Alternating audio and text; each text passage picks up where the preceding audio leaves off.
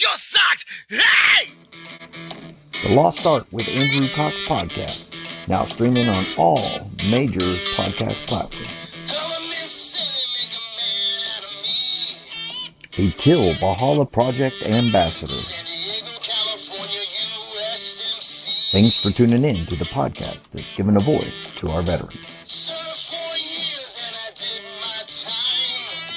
The Lost Art with Andrew Cox.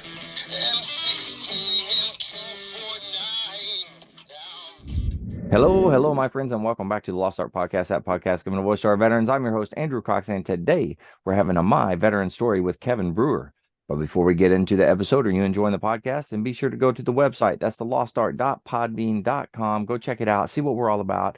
There is a merchandise tab. Click on that. You can go in there and get you a cool hat, a shirt, a cup, something like that. Help support us in getting our veteran voices out for all to hear. Also, a big shout out to the Till Valhalla Project and allowing me to be an ambassador for that amazing organization. If you don't know anything about them, go to their website. That's tillvalhallaproject.com. Check them out. And if there's anything you can do to help them, please do so. Ton Tavern, birthplace of the Corps. We as Marines hold this history close to our hearts.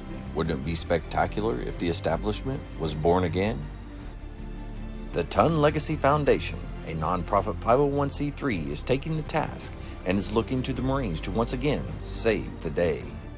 Help the Lost Art podcast in raising funds to help get the Ton built once again only 100 yards from the original establishment in Philadelphia. We are looking for Marines to donate $25 representing the upcoming 250th birthday of the Corps. Spread the message and help establish the Ton, a place for Marine brethren to gather and remember our historic beginning. Go to the Lost Art GoFundMe page and donate today. The Ton Legacy Foundation, reestablishing our birthplace. All right, with that, I got Kevin Brewer. Kevin, how you doing? Doing well, man. How are you? Oh, I can't complain. I'm excited to hear your story. This is going to be good. Yeah. So, well, let's start at the beginning. Like, where did you grow up, and then what drew you into military service?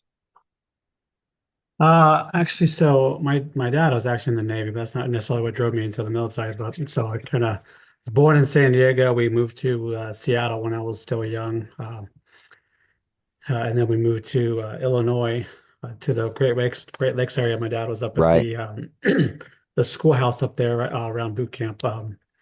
The training base up there for boot Yeah, camps? so the Navy has the boot camp there, but they also have like schooling after Oh, I post boot see. camp Yeah. schooling.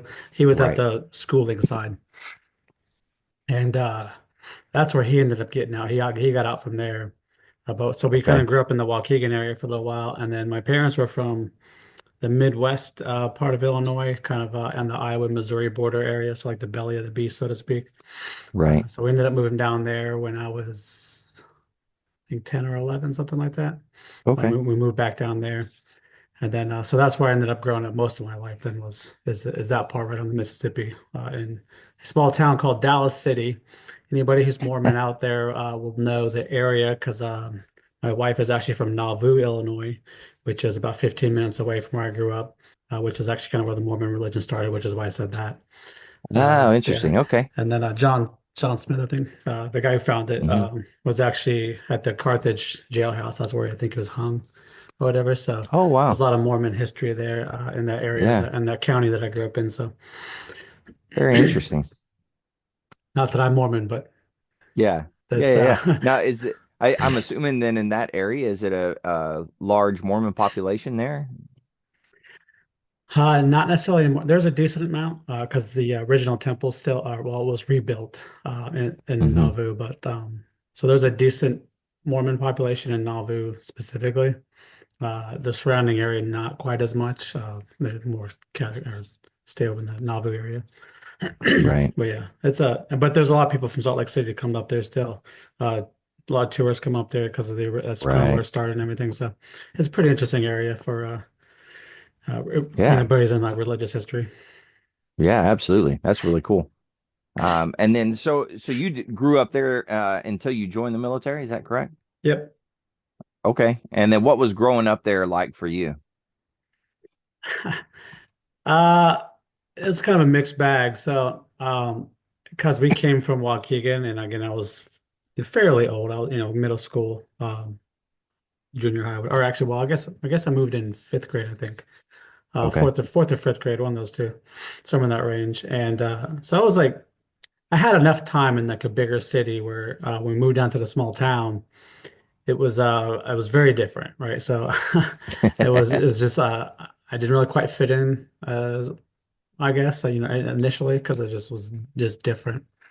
Right. Um, but over the years, you get used to it, and it just becomes home or whatever. So it wasn't too bad. But I was, we kind of lived in the I'll call the city. It's not really, it's a small town, but it was like no, Right. not even a stoplight in there to be honest. It's just like a Oh, couple four-way stops. That's about it. Um, that's how I grew up. That's good. yeah, but there's a lot of country around us, a lot of rural area around us. So a lot of my friends like lived on farms, and they all had like four-wheelers and dirt bikes and everything. And I Mhm. always wanted that, but my parents would never get them to get it. Probably because I probably would have killed myself if I had one of those, honestly. Uh, so I was pretty crazy. So uh, I did enough damage on the things that didn't have motors, so it was probably a Yeah. good idea to do that. But yeah, so I mean, I'd go out with my friends sometimes and get on their equipment and have some fun, But yeah, that Yeah. was so that was always fun. But that was always what I always really wanted to do that. So now, as I'm a adult, I got to have a motorcycle now, so I'm like a big kid at this point. So Living out the childhood dream now. yeah, So that's exactly. good. Very cool. What was it that kind of drew you to military service? It's actually pretty fun. I had no real intention of going to the military. I didn't really know what I was going to be doing after high school. Like I was really into sports, and I was convinced for the longest time that I was going to be like a NBA star and everything. And Oh, then I nice. realized Yeah. I'm a 6 foot white guy, so I didn't really have much of a chance about junior senior year. And a good friend of mine, was like, "Hey, I just signed up for the Navy. You should sign up too. We can go buddy program. We can go to boot camp together." And I said, "All right, cool." And then I just signed up. So that was Yeah. it didn't take much convincing me. I mean, it's not that I didn't have military in mind. Again, my dad was Navy, so military was kind of there. My grandpa was Air Force in Korea. Hmm. My great uncle was a former Navy, so I had a lot of military people in my family. So it's not that it was ever like really far away from the mind, but that area just didn't have much in terms of like long-term job stability and stuff like that. So Right. it was kind of like, well, you either like struggle it out or do whatever or go to the military. A lot of people Hmm. go to college and stuff, but I was like, man, I just hate school. I really cannot stand school. I don't want to do it anymore. Like, Yeah. I was like, I just need to get out, man. Like, I got good grades, so I'm a smart guy, but I just do not enjoy school. I love learning, don't get me wrong. And as we talked before, like I Yeah. study and I learn all the time, constantly. I just don't learn the way school wants you to learn. Like I Oh, want to yeah. study what I want to study at the pace I want to study. Like some things I can go real fast, other things I want to go slow. So, like I don't have that choice in school. So like I was like, nah, I don't want to do it. So yeah, that's kind of what Yeah. that's I why get it that. ended me in the Navy was like I said, a buddy of mine was like, I just signed up. You should sign up with me. I said, cool. I didn't even take the ASVAB yet. I took it like a computer simulator one to kind of see what you would get. And Yeah. with the recruiter, and he was like, yeah, you're going to be fine. He's like, so then they took me to MEPS. I took the test at MEPS, and that was it. Wow. Okay. And what year was that? Um, what year was it? I think it was 2001 actually. So it was right before 9/11. I Okay. signed up that summer. But it's pretty funny when we went to MEPS. So the recruiters took us and took a kind of group of us to sign up at the same time, obviously. And they got us there late, and I had to take the test. So I walked in, and the first thing I'm doing for the military is taking the ASVAB at MEPS, right? And like I show up late, and they're like, "We already started," and I was like, "I can't, I didn't drive," like So like they're like, "You gotta hurry up, get in there." So I started the test late, and I just had to catch up, and and I ended up doing well enough. I got like I think I got 84 or whatever it was, and because of that, my recruiter had kind of warned me. And I'll say first off is, and anybody who's dealt with recruiters, there's some really good ones that tell you. what you need to know actually. And there's some really Yeah. shitty ones that just lie to you about everything to get you to sign up because their numbers, whatever. Mine was really good. He told us about P days and all that stuff. So like when we got to boot camp, it was good. But he told me that he's like, hey, you're gonna do good enough on your ASVAB that the Navy is required to ask you to join the nuclear portion, Oh, right? right. And he was like, I'm telling you now, you don't want to do that. He's like, it's shit bound the entire time. He's like, when you pull into port, that's when your work starts because you can't really do much to the reactor underway. So when you pull in the port, you're doing 12s in port and you really don't get any port time. It's like, so it Wow. sucks. And I was like, you're right. I don't want to do that. So because I got like an 84 and I think the cutoff was like 70 something, right? So like they're like, hey, have you thought about doing the nuclear program? I was like, no, not really. They're like, can you take this test for us? And I was like another extra math test or whatever. And I Yeah. was like, I don't want to do well in this at all. So I did like a part of it. And then I just kind of like wrote a bunch and like whatever. I just like went down the line for like half of it and just like filled in blanks. Yeah. And then I finished it out because it's like I didn't want to like tank it. I don't want to be, I'm a smart guy. I don't want to look that dumb. But competitive, right? Like I was like, man, I can't. Yeah. So I was like, I turned it in and everything. And they go, hey, you only missed it by 4. Like, you want to come back and take the test again? I was like, 4. God dang. I was like, I could have done worse. Like, I was like, no, I'm good. Can I just sign up for a rate? And I was like, yeah, yeah, you can do that. I was like, oh. So I almost had to go nuclear just because Wow. that Would was they pretty have fun. pigeonholed you in that if you passed the test, or is it still Now your you choice at that point? Yeah, you still get a choice, but then they like really put the Yeah. screws on. They're like, "Oh, come on," Yeah. and Yeah. they'll Yeah. try to like really talk it up. So, but I was like, I didn't even want to give them the opportunity. So I was like, I just wanted to do bad, and like I said, I did almost too good. That's wild. All right. So this is you said summer 2001, Yeah. going to boot camp. And No, what was, oh, you so I didn't go did. yet. No, I did delayed entry. Okay. So I signed Oh, up I got you. between my junior and senior year. So at my senior year of high school is when 9/11 happened, of course. Got it. So then, and I was already signed up. Not that it would have, stopped me or prevented me, but I was already signed up. So then everybody's like, "Oh my God," freaking out. I was like, I mean, if Yeah. if if it wasn't, that's always the opportunity, right? When you go and join the military, it's like it's either going to Mhm. happen now or potentially later. I mean, that's like so Very it true. didn't really like deter me at all. But everybody was always kind of freaked out a little bit, and I was like, okay, whatever, it doesn't really matter to me. So I ended up going to boot camp though, July 20 or 2002, right after, Got it. shortly after I graduated high school. So. Right. And what was that like going in, knowing that you're going into a wartime at this point? What was the atmosphere like in boot camp for you? Of course, being Navy, we're not on typically on the ground, except for like the SEALs and stuff like that. So Right. it wasn't as big of a deal in terms of that, but it was still like, hey, like, obviously you gotta have your shit together, like get this done. We're in a wartime, we're gonna send people over there, and all this different stuff. So um we had the boot camp commander, the Navy captain that was over that when I was there. He did this talk with us, and he had us come in. Everybody was in the auditorium or whatever, and he was sitting there talking to us about like, you joined this Navy to die for your country, and he was like asking, doing the whole bit, and then he's like, Yeah. did anybody here not join to die for their country? A couple people raised their hand. And again, I was warned, from my recruiter said, hey, no matter what, don't volunteer for anything. Don't Yeah. Yeah. stick into the crowd, get through boot camp, and then you can excel, right? Like, but in boot camp, Yeah. you just want to like get through it, right? Like, I was like, all right. Yeah. So like, I just kind of, I don't follow the masses very often, but like, and this was like, I'll follow the masses, like, it's like, who died, joined the die for the country? No, you raise your hand, right? Like, it's like, all right, this is obviously what he wants you to say. I just want to get through this, like Yeah. Yeah. there's a couple people that didn't raise their hand and he just like started obliterating them. And I was like, dude, just raise your hand. Like, he's like, who gives a shit? Like, of course, they'll be really joined just to die. Like, that's not the point, but Yeah. so it was pretty funny. Like, just like Wow. stupid things like that, people just like lose their mind. Yeah. Yeah. Yeah. So what was your boot camp experience like? I guess the day to day for you, was it enjoyable? Was it a pain in the butt? Like what did you, what was it like for you?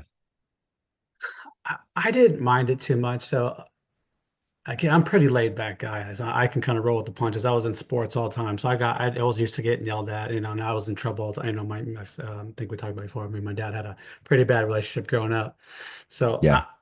getting yelled at didn't bother me. I was like, I'm listening for the message, not the tone. So just kind of figure out what's going on. Like, if I did something wrong, I just listen to see what the correction was. Like I don't really care how you say it. So it didn't really bother me too much, but people would lose their damn mind. So it's kind of comical for me. So like when we first got there, they would tell you, if anybody's wearing uh, dress whites or whatever, it's going to be an officer. But of course, when you first get there, like it's like a Navy chief. So like so it's like people were calling them, sir or whatever, and they're like, I'm not a sir, I work for a living. And then like we'd be, you're in that line, pissing in the cup, you got to do that. And they're like, logical, when you're done filling the cup, if you still got to go, you step up to the urinal, whatever, finish up. Yeah. But there'd be people just sit there, they'd piss and fill the cup up, and they just stand there just peeing on the Oh floor, God. and they'd be like, "What the hell are you doing?" You're just like laughing, you're like, "Oh my God, these are the people I have to potentially go to war with." Like, please kick them out now. So just like just right off the bat, the stupid shit like this, you're just like, "Oh my God, like what is wrong?" Like common sense should have kicked in at some point, right? Right. So it's just like I thought a lot of it was pretty comical for me. Like I was just like, man, like you can just shut up and get through it, man. Like what are you doing? Oh man, that's good times. Yeah. Uh, and then now Navy boot camp, 8 weeks, is that right? 8 weeks once you actually start, yeah. But Okay, it's like a got it. couple, like the P days or whatever. So it's like you can go for like up to 2 weeks in processing Oh before wow. before your class actually goes. So if you get there at a bad time, there's not enough people to start a division, then you're just sitting All there right. waiting, and none Yeah, of yeah, that yeah. none of that counts towards your boot camp time. But again, I guess we knew at least 4 to 5 days or whatever was added. And I was like, but again, I was like, I don't care. I already signed up for 8 years. Like, what is an extra week here? You know what I mean? Like, but people like lose their damn, like, I didn't know about this. I thought it was just 8 weeks. I'm like, dude, you signed up for 8 years, man. Like, Yeah. what is this other, like, what the hell are you going to do after this? You're going to go to another school and you still can't go home. Like, like, who gives a shit how long we're here for? Like, Yeah. Yeah, yeah, yeah, yeah, but exactly. like, they've been losing their damn mind over like a week or two. I'm like, dude, I mean, what are you gonna do when you find out you can't go home after this? Like, Oh man, you gotta love it. yeah, So what was your rate? What did you end up getting again? I was a CTT, which is cryptologic technician. So there's a bunch of CT rates, and then there's like different branches within that. So I was the T branch, as they call it, and that's just technical is what it stands for. But it's non-communications electronic intelligence or signals intelligence. So ELINT is electronic intelligence. Got it. So basically it's just radar. We collect, Hmm. analyze, and look at radar and how it is, what it's doing, like what its function is, what the warfighter is using it for, that kind of thing. Right. Safety of platforms, stuff like that. Very nice. And now where was that school at? Where did you go to school for it? That was in Pensacola at the what The is it? air station there? No, there's wow, what's it called? It's a cryptologic schoolhouse basically. So Mm, there's the air station, and it's like I think it's like a little bit north of the air station. It's like a little small base. okay. Corey Station is the name of the base, but they have it's not just Navy down there too. So they have there's a couple Marines I think go through there. I think there's some Army guys go through from time to time. Wow. I don't think I can't remember if Air Force goes through. I don't think I think Air Force had their own, but Wow. And what was that school like for you? it wasn't too bad. So like when you first get down there, of course, right after boot camp, like the first, I think it's like 2 weeks, it's semi boot campish, right? So they're that kind of like Hmm. decompression almost, whereas like you still have to do like the daily musters and things like that and show up to different places. You're still responsible. You can't leave base except for I think on the weekends for a couple hours, stuff like that. So they kind of make sure like, hey, like you're not going to lose your shit after boot camp kind of thing. But other than that, you're pretty free. So it wasn't too bad. And then after you get through that phase, it's kind of like you just you're either in school if once you class up, or you show up for like a daily working party. So Right. it wasn't too bad. I mean, you're basically staying in like hotel rooms with a couple guys, Right. Right. so, Right. barracks rooms, whatever. Like what they called the old barracks when I was there was like three-man rooms, and then Hmm. the Ritz, as they called it, was the two-man rooms. Very nice. And how long was the school? How long was that? I think it was like another 8 weeks or so. And then Okay. I had a secondary school, so during my schooling, so my rate, CTT, there was also a rate called EW in the Navy originally, electronic warfare. So they were mostly shipborne guys, did like the Hmm. um, uh, rate, early warning. So basically, if somebody was shooting missiles and stuff at them, they'd see the radars light up, and they would, be responsible for like deploying chaff and stuff like that. We had Right. a fairly different mission, but the Navy decided it was close enough that they merged the two. So my class actually got released to the EW detailer. So we were supposed to like basically go shipborne. And most of Wow. us were like, that's not what we signed up for. Not that we didn't want to go on ships, but we didn't sign up to be an EW. Like their mission was Yeah. completely different than what we thought we were going to be doing. So we kind of complained a little bit. And they said, okay, hey, we opened up two spots for sub duty.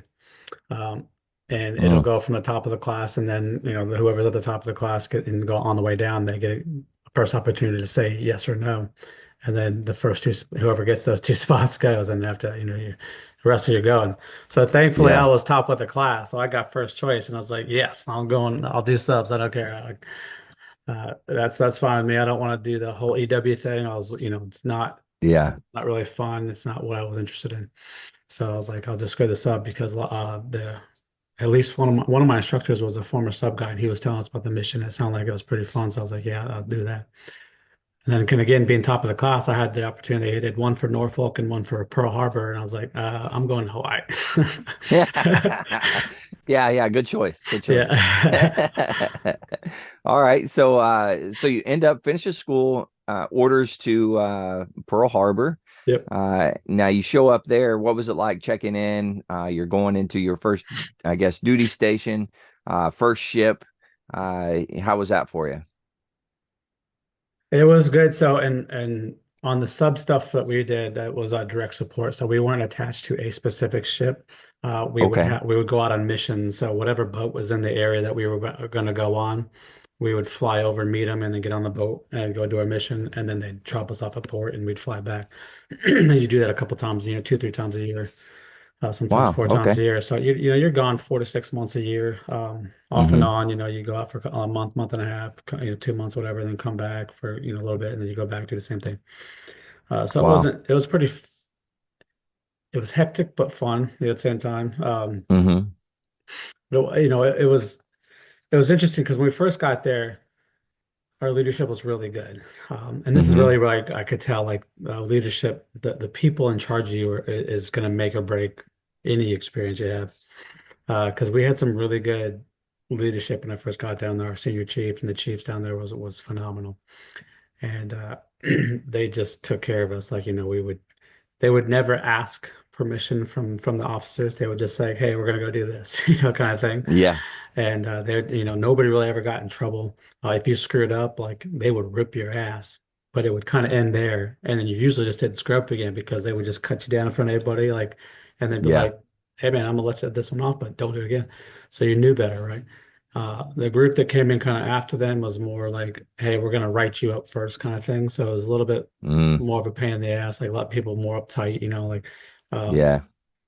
almost we had one guy who was basically like, dude, just literally just let me go boat to boat. Don't even let me come back here because when I get back here, I just get in trouble. Like just it's like when I'm out to sea, I don't get in trouble. Just I'll just gun deck. I'll just go deck to deck, just walk across the bow or whatever. Like just let me stay out Yeah. to sea.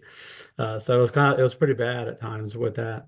Um, Wow. on top of that, the Navy security activity, was it NSGA? I think is what they call Naval Security Group activity.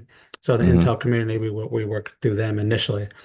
They were kind of recomposing how they worked themselves or whatever. So they started splitting up the commands, and at one point we ended up at the NSA down there in Hawaii.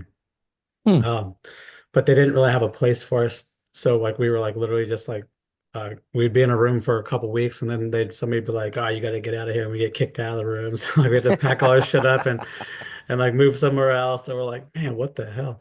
So like we're just like the redheaded stepchild kind of thing. So we'd be moving Yeah. room to room every couple of weeks or whatever.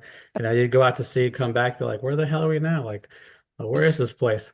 And then they did another reconstruction. So then we were able to kind of split time between back at Pearl Harbor and then at Kinea. So we would be at Pearl Harbor for our day-to-day training, and then for Mm, workups for our trips, we would go back up there to do because that's where you had to get all your signatures and stuff. So. right. Um, so we kind of split time, and that wasn't as bad. That wasn't too bad. Now, for me, being up at the Kinea facility was actually pretty good because by that time I'd gotten married, and we were living on the Army Air Base, so Wheeler Army Airfield. Oh yeah. So that and they have the airfield, and then they have Army housing, and then behind that they have Navy housing. So I was over there, and and it was like literally like right across the street from Kinea. So. It was like a super easy commute. So like when I had to go to Yeah. Pearl Harbor, it was a little bit more of like sitting in traffic doing the whole nine, that whole bit. Right. Yeah. So I Wow. didn't mind being up at Kinea, but but we Well, did the get whole, kicked out a lot. yeah, a lot of moving, a lot of moving. Yeah. Yeah. So what was life like on the ships when you would go out and you're actually on the ship for a couple of months type of thing? So it's funny. We're the dirty riders, right? Because we were not ship's Hmm. company. So some boats were really inviting. Other boats hated your guts. Like it just, Oh it was like, wow. yeah, it was like hit or miss. So like some of them just like they thought you didn't do anything. It was like, yeah, we're out here 6 months out of the year, whatever it is. It's like, dude, you only see me for like a month, month and a half. Like, but you don't understand that like I'm out to sea more than you. And these Yeah. next 3 years, I'll be out underway more than you, just not as long on your boat. So Yeah. it's like it's not that we're like, just coming out here. This is the only thing we do ever one time. It's like, no, this is the one time this month. Like, like I go back for 2 weeks and then have to go back and do this again. So, on a different boat, used to another crew, another system, and another uh, CO, a different, with Hmm. different crew that because we go out with a different crew too. So like we have a bunch of people in different positions and stuff. So like you'd go out with different guys, constantly. So I was like, yeah, I'd get used to all of them Right. again, again, different radio rooms. So like the people you sit with the day to day, you got to build new relationships, a different officer, ward. So you have to build Right. relationships there, like how you talk to them, all those different things, like how you communicate with them. So it's like, it's not an easy task. Um, Another thing people don't really think about is some of those boats. I was on one, the Oklahoma, USS Oklahoma, Hmm. Oklahoma City, I think actually. Um, they kept that boat so damn cold, man. Like I don't know why. Like Really? yeah, like whoever's in charge of running the running the AC, like they liked being like North Pole cold. Uh, and a lot of it is we didn't typically the boats are fairly hot, like fairly warm. So you make maybe a sweatshirt or whatever. But a Right. sweatshirt wasn't cutting it, man. So like we had some of the ship's guys, they had like an extra coat or something like up there. So we'd like run up to the ready room, like getting ready for watch, like change over and be like literally fighting over some other dude's coat, like like I just want to be comfortable this watch. I was like we did 12 on 12 off. So it was we alternate, so Yeah, two man yeah. to a bunk. For our teams, we did 2-man bunks, whatever. So Right. you did 12 on 12 off. You just alternate, but 12 on. That I should say the 12 off wasn't exactly 12 off. That's usually you 12 on active, and then you'd have that for your paperwork and everything. Right, right, Um, right. but after that, you'd have a couple hours of paperwork, and depending on what level you were in the position, you'd have a little bit extra paperwork. But it's like like you're not really sleeping for 12 hours. Like Yeah. it's just not really feasible. So you go and you watch some movies, you maybe get a workout in, some people do go work out, play a lot of cards and stuff like that. Hmm. Just kind of do some things like that. Um, so it wasn't too bad. A lot of people have a issue. They think boat like being on a sub, like, oh my God, I could never do it. It's like claustrophobic, but it's like it's actually more roomy than an airplane, you know, like it's actually Yeah. worse being on an airplane. It's like after a while, like you're just walking around, you don't even realize that you're underwater. It's like you're just walking, you know, it's so Huh. different than being on a surface boat and then being under the deck, you know, or below deck. Right. So it's like Yeah, that makes sense. it's no different, you know. I mean, honestly, like being in like a tank or something like that, it's like, well, you're probably more confined in that. Oh So. yeah. Yeah, So that's it's for like sure. you can get out maybe from a tank a lot faster, but you know, if that thing rolls over, you're in just as much trouble as me. So Yeah, yeah, you yeah. know, so and then being in Wow. the radio room too, and of course being what we did, you know, our job was done at periscope depth, so the periscope was always out. So you get to see the paraviz, you know, so you get to look out and see that the world kind of thing. Like not everybody on the boat got to do that, of course, but we did. Right. So it was always kind of fun to just you know see some things out there and you know just random crap out in the water or whatever and every Yeah. now you see some like random like dolphin jump by you're like oh man I hope he doesn't Oh, hit us really? yeah That's pretty wild. yeah Oh man. Well, what are some of the and now how long were you there? Did you do all 8 years of your first enlistment there, or did you go somewhere else? no so I did the 3 years there so I got there in I think 2003 I guess yeah 2003 or April I think April May 2003 and then I was there for 3 years so 2006 I went to the DC area, excuse me, to the National Reconnaissance Office, NRO. So like SIGINT Okay. or space-based stuff. So as a flag duty, and I was supposed to be here for 3 years, but or there for 3 years.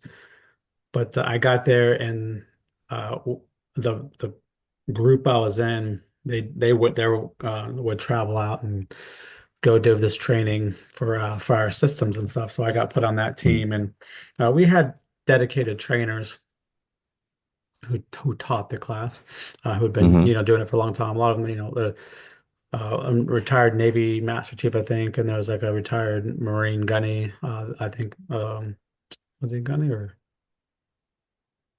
what was he? Anyway, you know, senior leader, whatever. So Right. those guys were the ones who typically taught the class, and then me and this other guy, another Navy, he was the E6. We would go out and just kind of like run the slides, but then we were also the guys Right. that were more approachable for most of the people. Mm-hmm. Not because those guys were dicks, but because they're seniors. So a lot of people, especially Yeah. the junior enlisted guys, would like be intimidated to go talk to them. So they'd come and ask us, like, "Hey, what is he saying?" Like, so we would be kind of like the translators, like, "Oh, this is what he's saying." So we would do like a lot, like you know, the lower level translations, like, "Okay, let me break it down Yeah. for you," like, because I don't quite understand what he's saying, but that's how I understand it, and that kind of thing. So Yeah. we would go Yeah. out and help out with that. So I spent a lot of time traveling. Again, it's on my shore duty. Um, So you did a lot of traveling to places, and then you would do a class or training with them, yeah, and then come back, type of thing. yeah. Okay. So then we got trained up in this system that a lot of people get a school on, but I never Navy never really gave me any extra schools. They just it's like oh you'll figure it out, and I was like yeah I mean I will, but you know it'd be nice to be able to get this school so I get a bonus if I want to re-enlist, but they Yeah. never did that. So the system is called Gale Light. It's like a mapping system, or not mapping, but like it's a display system so you can see different, you know, ELINT kind of stuff.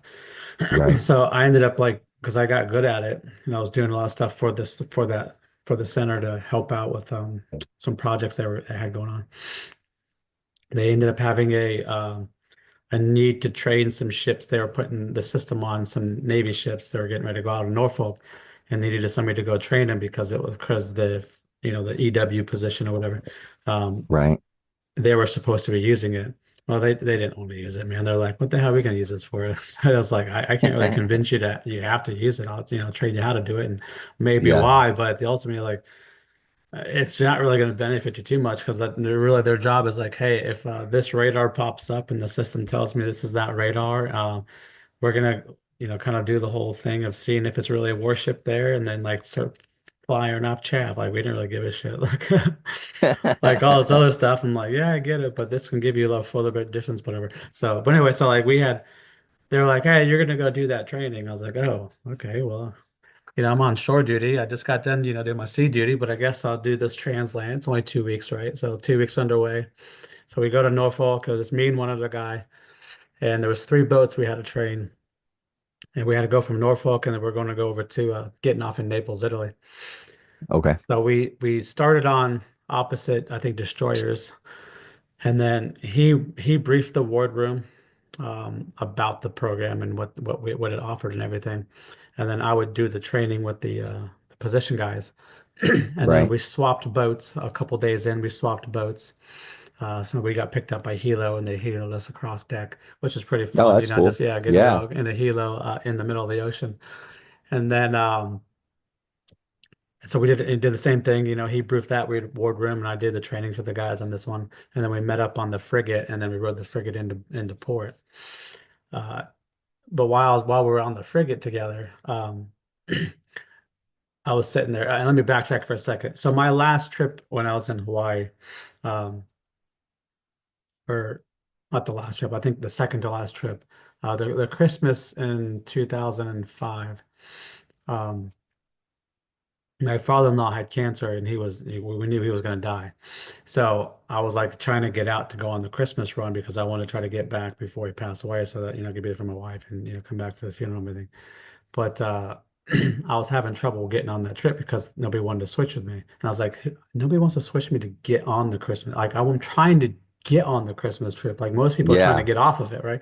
But this one guy who had already switched with prior on another trip because he wanted to take leave during a time. So I ended up going out on my birthday again so that he could take leave. So I was like, hey, can you take this trip later? They're supposed to potentially get back in like early February, so I can do this trip because I need to get back in January because I'm pretty sure my father-in-law is going to die. And he's like, no, I got leave in February, so I can't do it. And I was like, motherfucker, man, like seriously, like you can't like do me a favor. Like this is the first time I've asked anybody for a favor over here.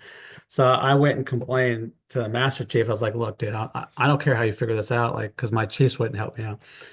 And so like they got pissed off at me and or the master chief got it worked out. I got on the trip. My senior chief got Yeah. pissed off and like threw me against the wall. It's like, this is the last time anything's ever changed. I go, I don't give a shit what happens after this, man, because this is one of my last trips, so I don't care.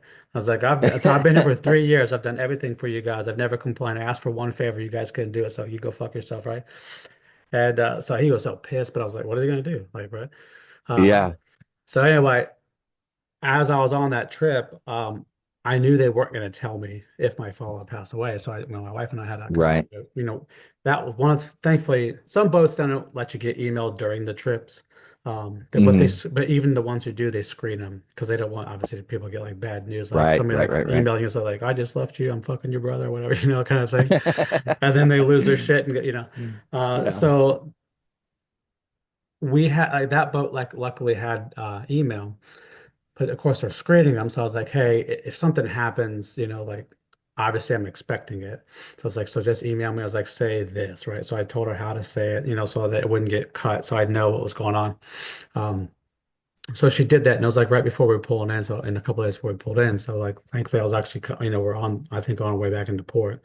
So I told my leadership, I was like, hey, this is how it happened. I was like, I need to figure out real quick when I get on land how to like get back or whatever. And Hmm. so when we get back on land, they made me like stay overnight, and I was like so pissed off about this, but I was like, whatever. And ended up turning out it was actually not a big deal. It was just I wanted to, it was more of an issue Yeah. for me. Yeah. But so we pulled into Guam. I stayed overnight, flew from Guam to Japan, Japan to Hawaii. Had like a 10-hour layover in Hawaii. Then I flew from Hawaii to Chicago, which is like a 14-hour flight. And then I drove from Chicago down, it was like 4.5 hours down to where the funeral was and everything on the day of the visitation. By the time I got there, I was like, I don't even know what day it is. Oh my I'm so God. tired, right? And but anyway, so again, now backtrack, no, or flash forward again. So that was kind of that story. So the last time I got any news or any kind of phone call or anything negative underway was my father-in-law passed away.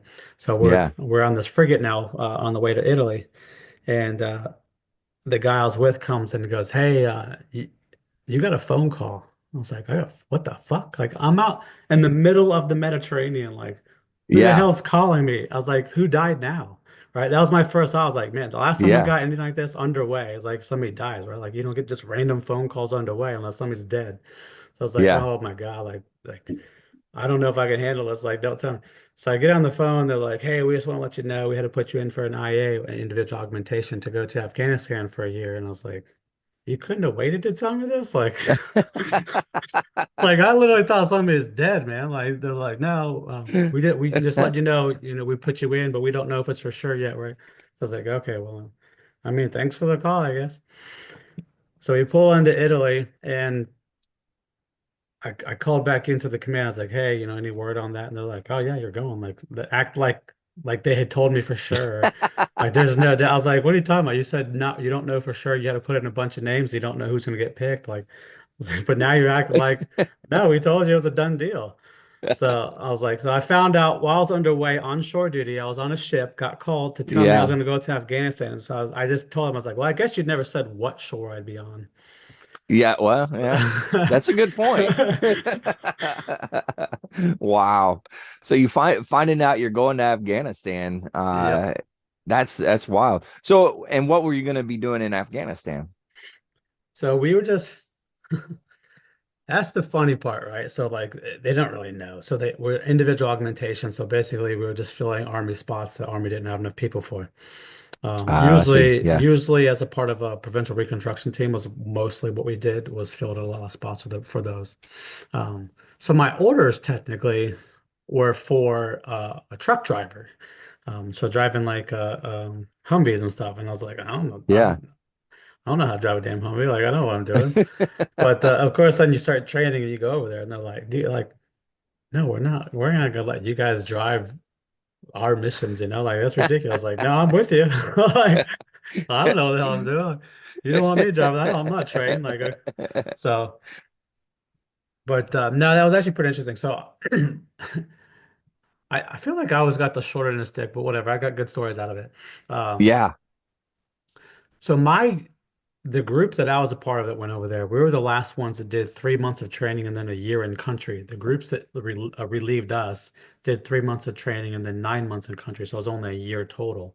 Oh, I see. But Yeah. we did a year in country, but then we also had to go through the training, which was effectively just a second boot camp, right? So we went to Fort Bragg or whatever the hell it's called now for 3 months. We got Yeah. there. Funny story about this, actually. On the Navy side, we would filter through Norfolk. So we would go to Norfolk first as a Hmm. group, whatever. You would process all your paperwork and everything for the IAs and stuff, and then you get sent down to Fort Bragg for the 3 months of training, and then you be Right. part of your stuff, whatever, and then you cycle back through. Well, when I was in Norfolk, they told us like, hey, it's a good idea to take your passport because like if you have to cycle through somewhere else, or end up having to go through like a civilian airline for whatever reason, Hmm. technically you can fly in your orders, but some countries may act out on that. So like it's a good idea to just have your passport just in case. So it's like, oh, okay. Well, and I had two wedding bands too at the time. One that had like diamonds in it, and then one was like a plain band that I would wear underway. And I Yeah. forgot to take that one. So I told my wife, I was like, hey, just if you could just mail me to Norfolk, mail me my passport and that wedding band, then I'll mail you this other one back. Um, so like I got the notification saying that the package was delivered and everything, and I was like, oh, okay, so it should be at the post office. And I asked them about it, and they're like, there's nothing here. There's no package for you here. And I go, then why did I get the notifications there? And then and again, we're getting ready to leave. So I was like, well, I mean, I don't really have a choice. Like, I mean, I'm getting kicked out. Yeah. We're getting, shipped out, down Fort Bragg like tomorrow. So I'm sitting there trying to argue with them. Never gets resolved. They're like, I don't know what's going on, man. That's not here. There's no package here for you. And I was like, okay. So I'm down. So then I get down to Fort Bragg. Like Yeah. the next couple of days, I'm just like calling them constantly between breaks and everything. I'm like, hey, where the fuck is my package? Like, it's a passport and a ring. Like, I need to know where it is because otherwise I got to Yeah. report that my passport's stolen, right? So then they end up finding out that, and this is the post office on Norfolk Naval Base, right? So like Uh-huh. there's only military people. It's like literally in the middle of the base. They're like somebody signed for it to come into the facility, right? So like somebody in the receiving department, whatever, like signed for it. They're like, we don't know whose signature that is though. I was like, how is this How is possible that? that somebody in your facility signed for incoming packages and you don't even know who it is? Like, and this is on the military base. Like, how, like, That's what are impressive. you doing? Yeah. So anyway, so I lost my passport in a wedding ring Wow. on the in the post office at base. Somebody stole it. So I was like, I had to call, State Department, like, hey, my passport's gone. Like, Wow. yeah. So it Man, was what a pretty bad. pain. Yeah. Now, were they able to get you another passport? No, I didn't need one though. Yeah. I definitely couldn't do it that quickly. So it Hmm. was just kind of like I just kind of dealt with it and we just kind of like wung it. Most people didn't have passports though, so it wasn't like abnormal, but yeah, Right. it was pretty wild. And I had it because like when I was in Hawaii, actually, we would travel on our civilian passports because we weren't uh I don't say we weren't like official, but we were like we didn't have official passports because we weren't like Yeah, that makes sense. it was kind of where we had orders, but what I mean, so they had us, but they had us flying on unofficial passports because like it was just in case kind of thing, Right. Um, so I had it because of that, but but yeah, it was pretty wild. Dang. So now you're at Fort Bragg, Yep. or whatever it is now, but Fort Bragg, you do the 3 months training there, and what all types of training were you doing for it? There was really just like a crash course, infantry crash course, basically. So you did Got all it. kinds of stuff like mount training, kicking indoors, Hmm. stuff like that. A lot of firearms training, a lot of range stuff. So you was like the defensive driving, like do all that Hmm. kind of stuff, the MOLLE gear and everything, and play around with that stuff that never really works. Yeah. So That's true. it was actually pretty fun at times, but it was kind of funny. Uh, the tent that I was, and we're in like big tents, whatever, Hmm. and our group was like the E5s and below, and then the tent next to us was like the E6s and above, and officers and everything. And of course, there was just like rows and rows of tents because it was all the PRT, everybody's going tent. So it was like, a couple thousand people there. And they had, again, Fort Bragg in the middle of January, February, March. I don't know if you've been through there. It's not warm. Yeah. A little chilly. Yeah. Yeah. So we're in this tent, right? And they have one radiant heater in each tent, right? Oh And God. so the only person that felt that was the two people it was between, right? Like, so it was like basically unheated tent. So like thankfully they had give us the three-part, The sleeping bag sleeping system, system. whatever. Yeah. Yeah. And you just get, butt naked in there and you just you suit up. And actually it's funny because my wife ended up finding like a heated baby wipe uh dispenser or whatever. Oh wow. And so she sent me that and it was like it was a game changer. Yeah. I was like, "Oh, I really needed this." Because we were only allowed to shower once a week, Hmm. but the water, they kept the water for the showers in a clear cow trough outside. So Oh it was literally freezing cold, right? yeah. So like the only steam in the shower room was like your soul leaving your body because it was like so cold. So like you would like get wet enough just to get a little bit of a lather and just enough soap to like feel like there might be some cleanliness to it. And then you'd rinse off just enough to where it's like I don't feel as much soap scum on me. So you're like that's it. Like it was so bad. So most of us didn't necessarily really want to shower even that once a week. It's like, man, like Yeah. we're pretty clean people, but we're like, God, I don't know. This is tough. Like, like it is hard. Like it was so cold. So Oh that man. warm baby wipe dispenser was like it was a lifesaver in that scenario. But anyway, so like one night our tent and our like my tent like my in my group like it just collapsed on us, right? Like we're like in the middle Oh sleeping wow. and the tent just falls. It's like 2 in the morning. And of course then we're like, oh shit. Everybody get out, right? So like we start getting out. Everybody's like freaking out and it was like, hey, like muster up, like do like a like a head count kind of thing.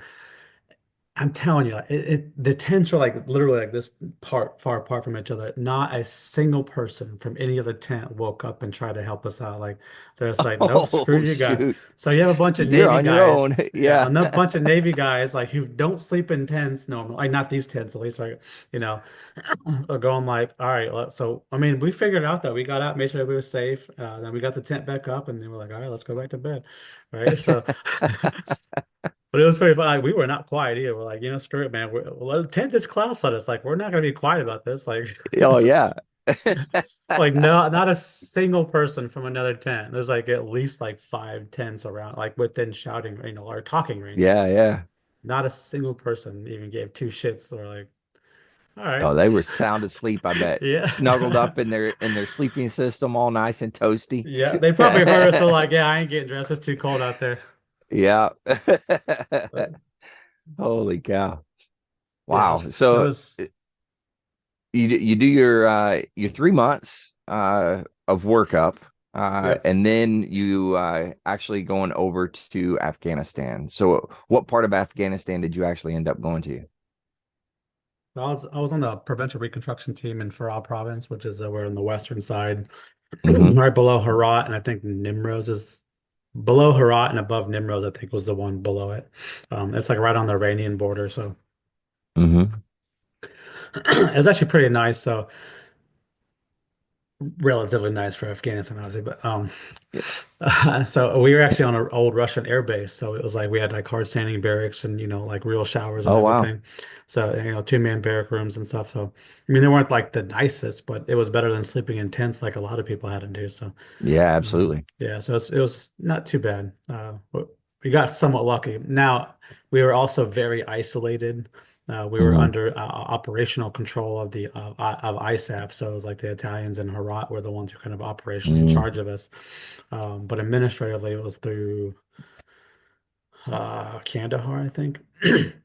Okay. But they didn't give two shits about us. So we were kind of like, second nature to them. Like it's like, oh, Yeah. well, we may get to it if whatever here in a little bit, kind of thing. So we didn't get too much support from them, but I think our at the time our province wasn't too bad. And Mm-hmm. I can't remember. Were you Marines, right? Yeah. Yeah. Yeah. So when I first got there, the Marines were actually kicked out of country for a year. They weren't allowed in the country at all because I think shortly before we got there, a Marine had been killed, and then they followed the group that killed the Marine to this next village, and the people were like, hiding the fighters or whatever. Yeah. And I don't know the full story. I'm just telling you what I heard. Um, Yeah.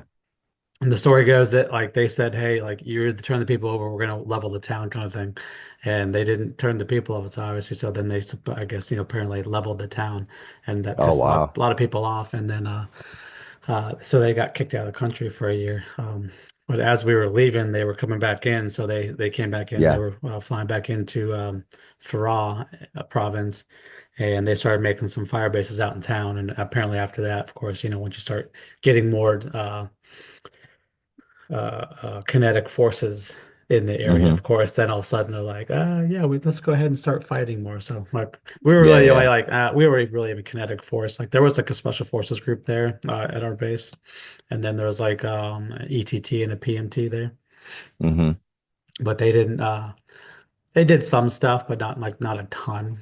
But of Right. course, when they're small teams, they can't do too much, right? Like, and Mm-hmm. they would do some training and do some missions and stuff. But there not a lot of people there. So, but once the larger groups of Marines and stuff got there, and they started bringing some other people, there was a lot more obviously fighting and stuff. So it got kind of bad Right. there for a little while.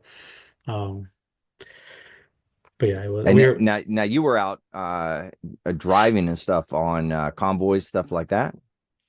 So my first 6 months there, I was in the intel department. So it was just me and one other guy doing the intel stuff. So I did most of the briefs for the convoys, and I did like the daily intel summaries and stuff. Got it. Did the day-to-day there. I also did, I was like the mail petty officer. So I was me and one other guy were in charge of doing all the mail. So flights would come in, we would go and get the mail sorted out, and and anybody needed to ship mail out, we were the people that come and get us and stuff. So I had that kind of secondary duty for that. Okay. And that was for all the bases. And then the Navy guys too, we would do, the Army guys were in charge of the tower security and mostly, Hmm. and then we had Navy guys that were to they call it master at arms, so the police force kind of Hmm. thing, and they were in Right. charge they were the two people in charge of the gate, but they would Oh, I always see. it was just those two, so they would do split shifts, and then we would fill in. The Navy guys would fill in as a secondary guy there, twice a day. There would be two of us, there. Oh, wow. It was a secondary gate though, so we had like a local national force that did like the primary gate, and then we did like a secondary Hmm. gate. So it was like I don't call it safer, but there's like at least like a Yeah. first security checkpoint for them to come through. Oh, yeah. Um, but so that was a secondary duty, and then we would do like we would kind of do a secondary local national watches too for a couple hours a day, and then we would fill in like a second tower station at night. We would do like the nighttime sergeant of the guard kind of thing, which I Yeah. absolutely loved, like because you got a little gator to drive around in. And so I was like, I loved getting the SOG duty because I would just get in the gator and I would just like drive around over by the helo pads and stuff and just do donuts by the towers and stuff and just go like, obviously I like talking, as you can tell, right? Like, so I would just stop in tower to tower and just talk to people for a little while. And Yeah. I'd be like, hey, you need anything? Let me go get you some muffins from the chow hall or something. Yeah. So people always liked when Wow. I was on duty because like I would just go and like keep them company and like go get them stuff. And they're like, ah, nobody does this Yeah. for you. I was like, why not, man? Like you get a gator just gonna drive around, do donuts all day and talk to people. Like sign me up, man. I also like doing the ECP too. Like a lot of people didn't like Hmm. doing that, but like doing the morning ECP, you had the local nationals coming in. They'd walk in with Hmm. like the sheet full of like the naan bread and everything. Every time they would give you one, so you'd just be sitting there eating Yeah. local home, like fresh made naan throughout the day. Yeah. I'm like, hell yeah, Yeah. That's nothing wrong with that, yeah. man. So to answer your question, my first 6 months I was in the Intel shop doing all the secondary things. My primary was Intel Mm. shop, but I also was the PSYOP representative. I don't know how I got picked Mm. that. So I would go on convoys from time to time to do PSYOPs, and I was not trained in it, but I was um, like you just gotta like give them pens and pencils and stuff, and here's some soccer balls and some volleyballs and stuff to give out, and instead of like ISAF and stuff, like tell them you love, they love us, and it's like okay. So I would go and do that. I was like, I do my best. I don't know, but I didn't have like a personal interpreter. So I was like, Hmm. I basically just pulled security till like the very end when the interpreters were done with like the key leader engagements and stuff, and then they would come and like interpret for me to tell them and then we just hand out pens and pencils and stuff. Which Yeah. Yeah. you have you been to Afghanistan, or did you No, or no, no, no? no. I went to Uh, Iraq. Yeah. yeah. So Afghanistan that's like pretty illiterate for most places, especially over in Hmm. provinces. There's not a lot of like schooling and stuff like that. So having a pen or a pencil was like a sign of like respect. Like if you had a Hmm. pen or pencil, like you're basically held to a slightly higher esteem because it looked like you could write. So the kids loved it, man. Like they would just come and get stuff Oh, all the yeah. time, and so it was kind of fun doing that. But yeah, I had no idea what I was doing. So then like the second 6 months, the guy that was like the NCOIC for the comm shop, he got something happened with him personally or whatever. So he ended up getting like kind of freaking out and whatever, and he ended up going back home. So they needed somebody over there, so they moved me over there. And I ended up running the comm shop for the next 6 months, which was pretty interesting because Wow. I hadn't really done that before, but it was, it's kind of figured out. Yeah. Yeah. Yeah. Holy cow. That's amazing that just almost every job that you've had, they're like, yeah, just go figure it out. But yeah, pretty much, yeah. It was pretty funny. I had no idea, right? And like I was in charge of a couple guys that were like more like radio um techs, I guess. Like they're guys like fix all the Yeah. radio and the comm gear and stuff like that. The Army guys, or National Guard dudes. And I first got over there and I didn't know what the hell was going on. But I knew they wanted to go out in convoys. But so I was trying to like find a way to get them out there. So I was like, it was like I don't know, like on a Friday. Usually Friday being the Muslim holy day, so we typically have like a really down day on Friday because there's no key that engage Hmm. or stuff like that. So you have a down day, a little bit of a down day. Of course, you get the base operations and stuff, but um, so I was going to like basically relieve this guy. I think it was I don't know if it was E3 E4 at the time, but I was E5 when I first got there. I put on 6 when I was over there. I could tell that's a pretty Oh, interesting okay. story actually. I'll tell you that's pretty fun. And there was another guy at my shop. He was a E3 at the time, Army E3, but he put on E4 when we were over there. And I can't remember what each of us was, but that's not the super relevant. But I walked in there and I was getting ready to relieve him so he can go and it was like, hey, I'll take a rest of your shift, whatever. Because it's Friday, get to go have some fun. And I walk in there and he just like starts going off on me, right? And I was like, what the fuck just happened? Like, and it was just frustrated, right? Because he wanted to go on a convoy. He's an army Yeah, guy. He wants to go on these convoys, he wants to go out and do his job, right? And I was like, yeah, and I'm like fairly somewhat new to this position. I'm still trying to figure it out. And I knew that they wanted to, so I was like trying to find a way to get him out there. So I was kind of working in the background, but he didn't know that, right? So I'm walking there, he just like goes off on me, and I was like, okay, I'm just letting me get his frustration. I was like, I'm not reacting to it. I'm just like, okay. And it's like, okay, well, I hear your frustration. I get it. I am here to let you have the rest of the day off so you can go do it. I was like, but that's not going to change. And I get it. And I was like, but here's what I'm doing in terms of that. I understand that's what you're going to do. So like, I was able to kind of take that and be like, go back to the officers and be like, hey man, like these guys are super frustrated. Like they just want to go do their damn job. Like, can we find any way to get them on these like missions, like whatever? Like they just want to go out and help out and be army, right? That's what they're, like, yeah, I yeah, know. Like they want to go out with their teams. So I was able to get them out on the convoys and like, because like just to be able to, so because they were regularly fixing the radios and stuff, but when they were in, right, but they wanted to go out. So I was like, all right. So I got them to be able to kind of alternate, go on these convoys to go out there. Because I had been on a couple, but like, of course, after I got in here and the comm shop, I wasn't going on anymore because I right. was running that. But I wanted to get them out. So I was able to get them out on convoys and get them out. So they were pretty happy with that. But it's pretty funny how that kind of came about. I was just like, okay. But that wasn't the first time I What? got yelled at over there either. But yeah. Oh, that happens. Yeah. Holy cow. Oh, you were gonna tell me something a second ago. You said it fun. Oh, promotion. Oh You said yeah, it was so a funny story. Yeah. there's actually two stories there. So um Okay. I'll get to the promotion first. But the first time I got yelled at in Afghanistan over there, I was still in the intel shop and I was out on a 2-day convoy, an overnight convoy. And funny story about that real quick is like uh our truck had run out of like water that was like cold or even relatively cold. So the only water we had was like boiling basically. It was like hot as shit. Yeah. And like we were trying to drink it and it was like making us sick because it was so hot. We're like, no, man, it was like we're better off not drinking. So we stopped another truck finally and said, hey, do you guys have any water that's not like Boiling hot. stovetop hot, right? And like, we have some stuff that's like in the cooler, like it's not really cool anymore or cold anymore, but like, it might be. But it shit tasted like, like frozen spring water to us. And we are like, oh my God, this is like amazing. And it was probably warmer than room temperature, but it was like it felt so good. So Yeah, in comparison, it was great. yeah. So we get back, that night or whatever, and get cleaned up, and the next day I go into work, and so I like I said, I had just been out for 2 days. And I get back, just get into work, into the shop, right, and this like this SF guy comes over, and just starts going off on me. And I'm like, I have no idea. I have no idea what he's even talking about. Like he's just like going off about some report that we put out and blah blah blah. And I'm like, I'm sitting there trying to tell him like, dude, I wasn't even here for the last 2 days. Like I don't know what you're talking. But he wasn't listening to me. Like, and he's a big guy. Like I'm not gonna say his real name, Yeah. but his like nickname was Angry, and then his like real name, right? So like his nickname being Angry, obviously you can tell. Like, and he was a big dude. Like Yeah. seventh group guy. So like all like the joke was all they do, like, the typically the Columbia guys.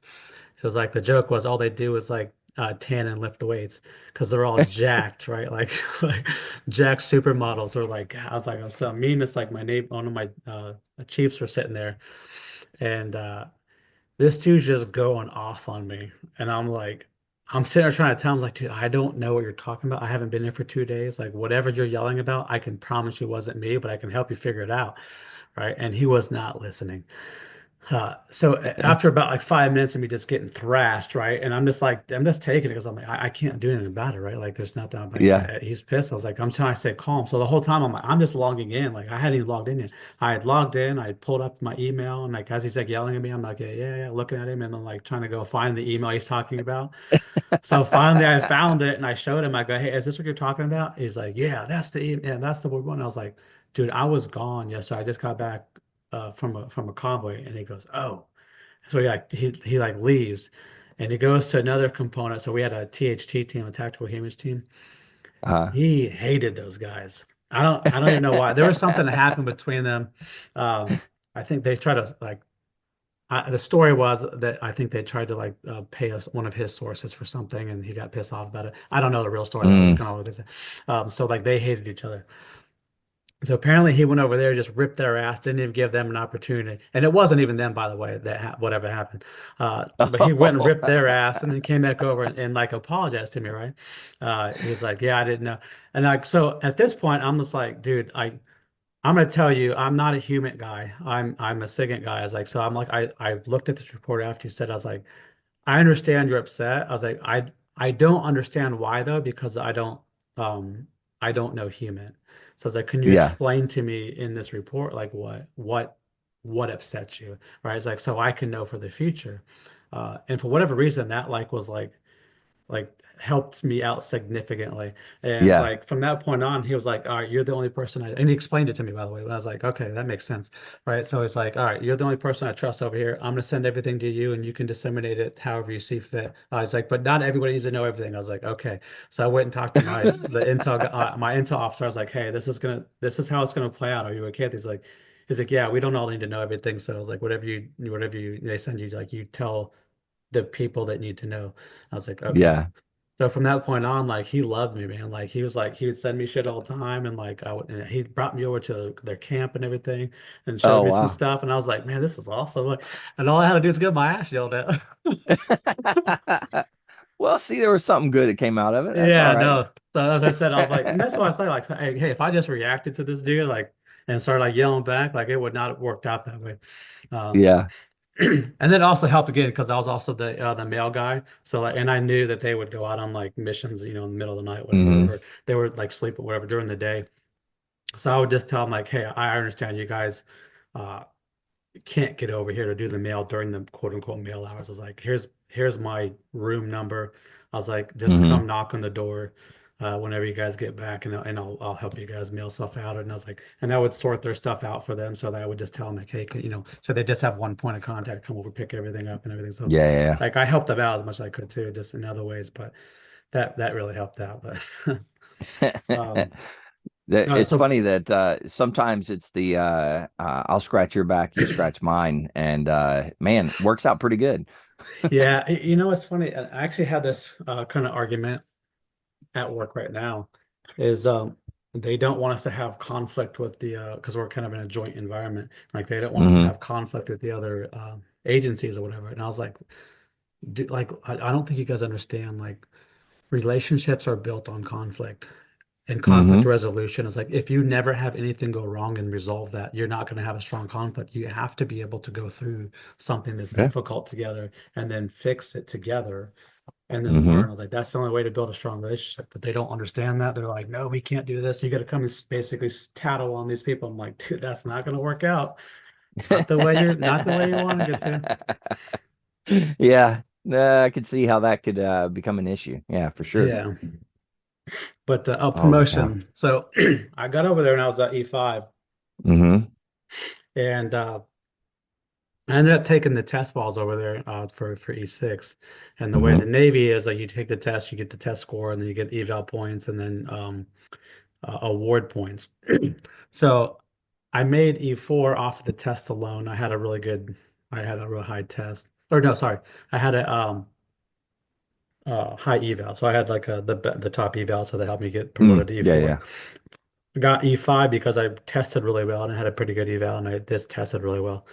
Hmm. So I got when I took my E6 test, and I made it first time each time. So I was I think 5 years in when I made six, maybe 4 or 5 years in. Oh, wow. So I Yeah. made it pretty quick. Um, and I was in Afghanistan and I took the test and I got the results back and I'd missed promotion by like a point or a point and a half, right? Mm. And I had a lot of award points from my time in Hawaii. So I went to my command to the on base and I said to my the intel officer and I said, hey, Hmm. look, I know at the end of this we're gonna get, an end of tour award and probably, my rank right now we're probably gonna get comms. I was like, Army comm at that, right? I Yeah. was like, if you are willing to backdate a Navy Achievement Medal, which is a lesser medal, um, so that I can get this on my test, so I can get promoted. I would rather get promoted than get a higher medal because I can get a higher medal later on.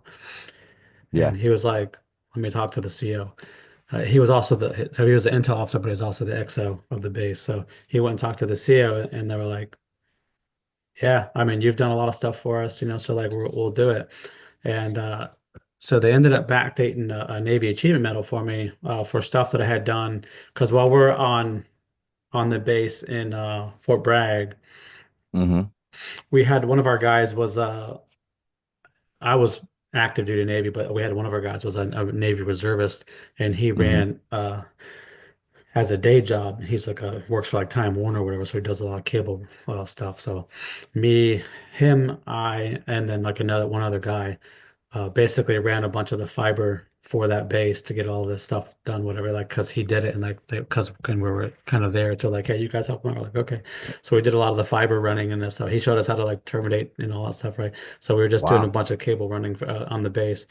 So we did a bunch of extra stuff. So like, and then of course doing the Intel stuff and all stuff. So like, they ended up writing me up an award and everything, get it backdated. So I got promoted. Um, and then I ended up getting an end of tour award anyway. So I was like happy about that. But I was like, but here's the thing. I was like, right. I was like, if I wouldn't have gone and asked, one, if I hadn't had done my job and done it really well, they would have never considered it. Hmm. If I wouldn't Oh, have gone yeah. and asked, nobody would have done anything for me. It's just like, because nobody would have went out of their way to try to make my career for me. So it's like, that's really Hmm. important for people to understand, like, hey, you're going to make your career, like you have to care more than the next person. And if you have a problem, Oh, come yeah. with a solution. And so that was kind of thing. I was like, I came with a solution saying like, hey, Hmm. this will get me here if you will do that.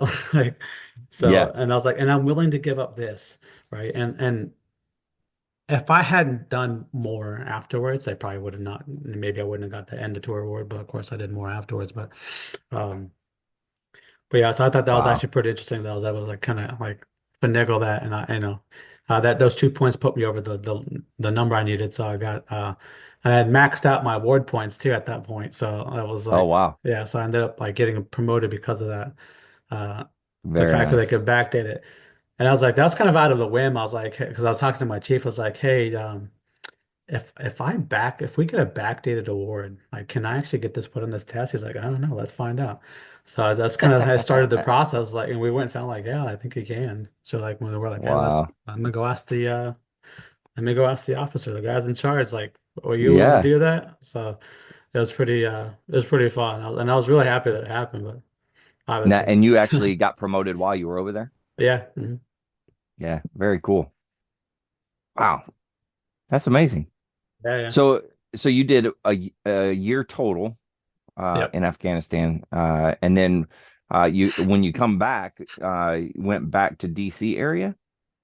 Yeah, so I came back to the NRO over here. Yep. Mhm. Okay.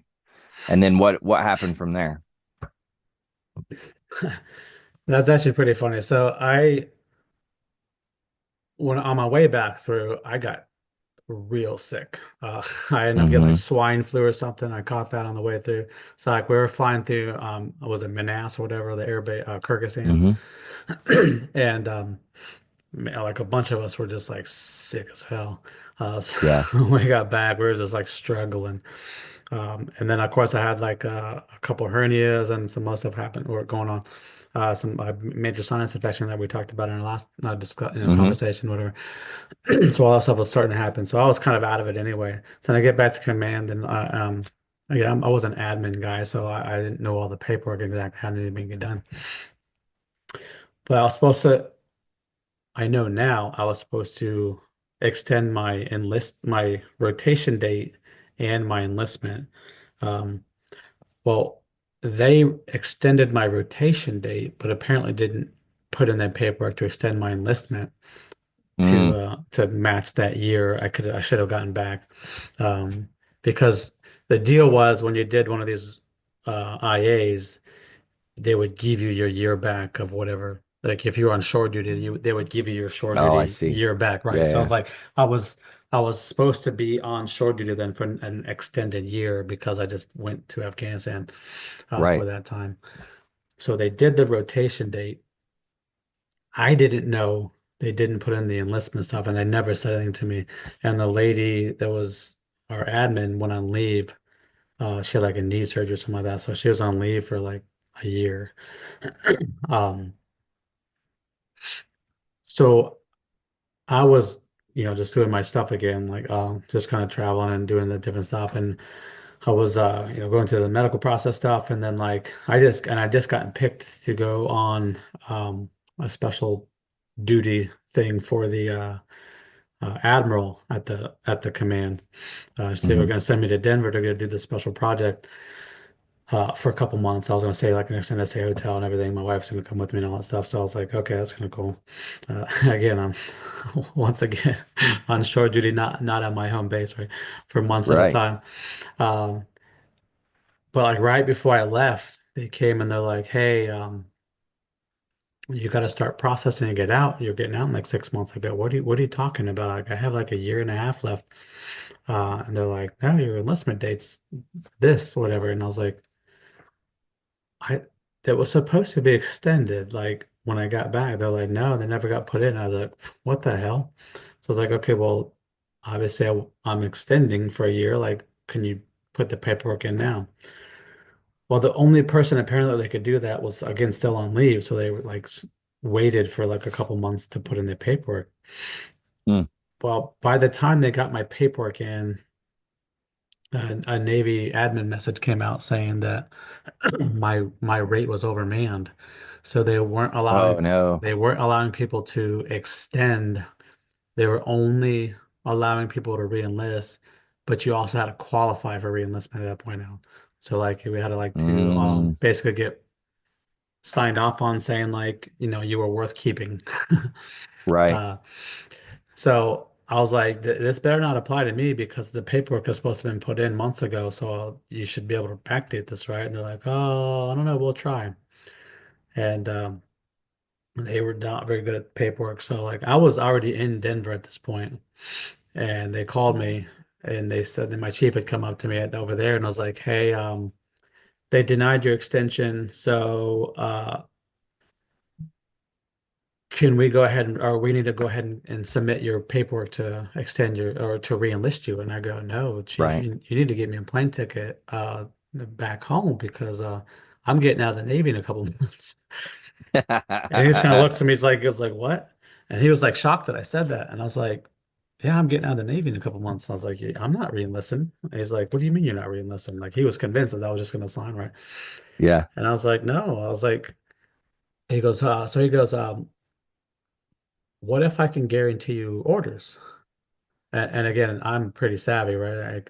I go, Yeah. Chief, Bupers won't start talking to me. They won't even talk to you until you're 16 months out, correct? He goes, yeah. I go, okay, I'm 18, 19 months out. He's like, yeah. I was like, so Bupers won't talk to us right now, will they? He's like, no. I was like, and even if they would, they won't sign papers. They won't give you orders until 12 months out, correct? He's like, yeah. I was like, so again, I'm like 18, 19 months out, so they won't sign me orders, will they? He's like, no. I was like, so you can't do anything for me, can you? He goes, yeah, I guess I'll get you a plane ticket.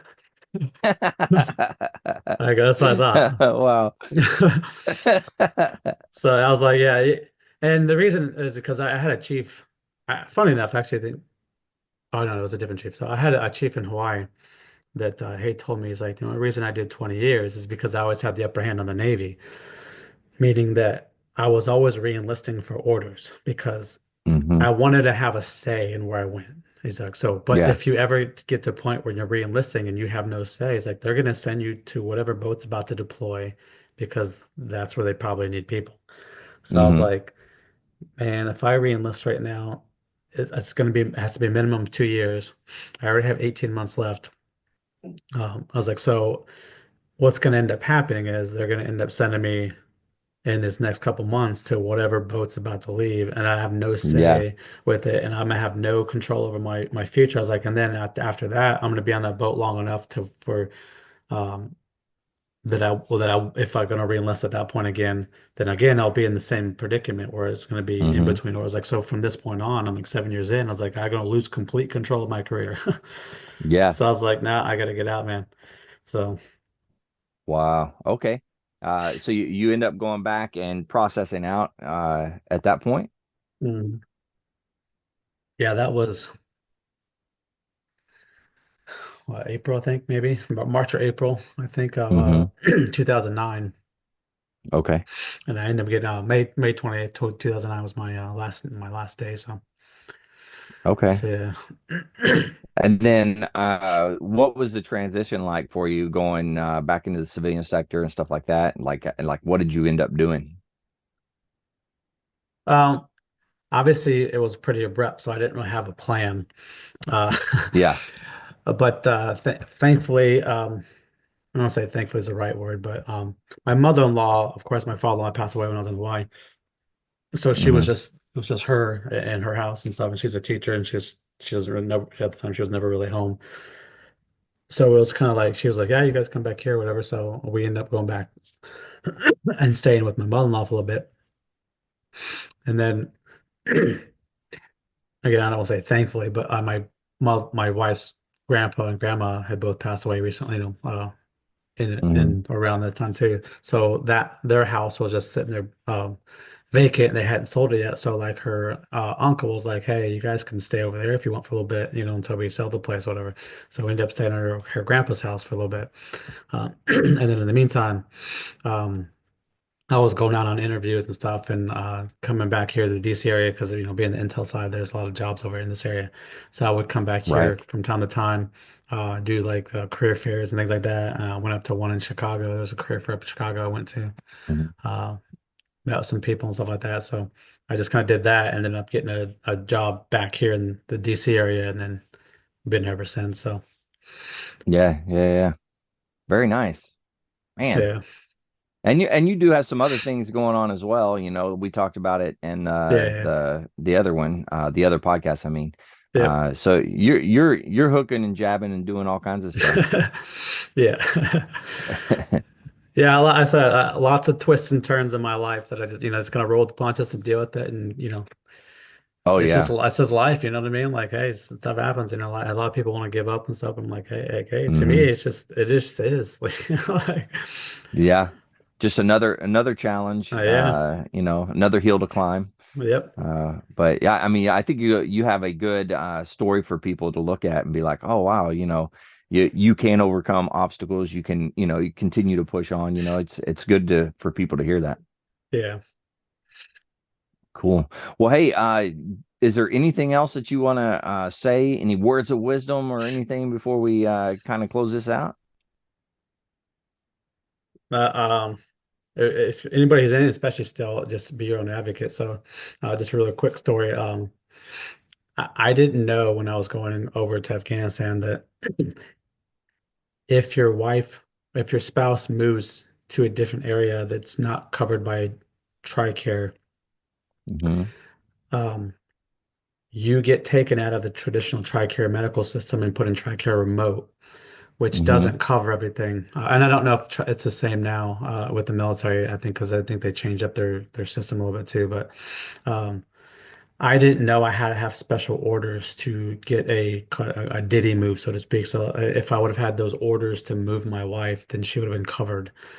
But because Hmm. I was in Afghanistan and I didn't have those specific words on my orders, and we moved her back because she was pregnant at the time. So we had Hmm.